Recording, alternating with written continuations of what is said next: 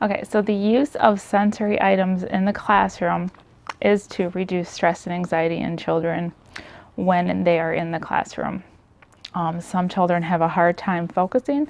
Some children have a hard time sitting still. Sensory tools help kind of relax the body, focus the mind on something else than maybe their stress and anxiety that they're currently experiencing. We have lots of different items that we use. So depending on what each child's needs are, every child is different. Some kids benefit from different items. The newest, most popular item currently are these spinners. And they just spin. Some of them spin longer than others. Some kids will hold them up and do this kind of spinning. And it's kind of controversial. Are they toys? Are they really helpful in the classroom? It really depends on the student and how they're using them. So if it gives a student a few seconds to focus their mind on something other than the anxiety they're feeling, it's great. If they're using them because they don't want to do their math or they don't want to think about what the teacher's teaching, then it could be a distraction. So you just have to pay attention to how the student is using them, and is it distracting, and is it helpful? The best people that know the answer to that are the teachers. So you just ask the teacher, do you find that item helpful for your student or not? What I find the most useful item that with our students is putty. This is their putty. It's harder than like Putty, but like when kids are taking a test and they're doing a lot of reading, if they can just sit and mold with the putty, it kind of keeps their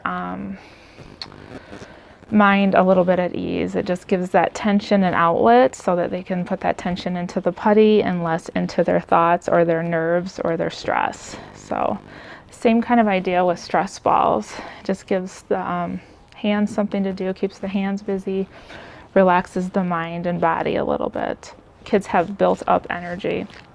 Some kids that have built up energy and literally just can't even sit in a chair or running around the room, can't focus, they need more of an exercise. So then we use things like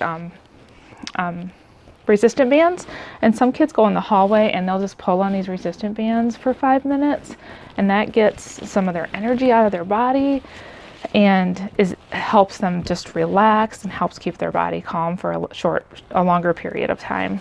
We also have a student upstairs that tosses a medicine ball. That's not here, but that helps calm him and gets him through math class. So we have all kinds of items we use. The cube is a new thing too, and this is a fidget. Some teachers will say this makes a lot of noise, so it's distracting in the classroom. So kids have to be taught how to use this and when they can use it. If it's a noisy time in the classroom, lots of stuff going on, it'd be okay to make this noise. If it's a really quiet time in the classroom, they would need to choose a function of the cube that is less distracting to other students. So if you give your child a sensory tool, you have to figure out what works with your child. And the best way to do that is talking with your student's teacher, trying some different things, see what works, teaching them how to use it so it's used appropriately, and just monitoring it to see if it's effective and helping them. And that's how we know what works with students.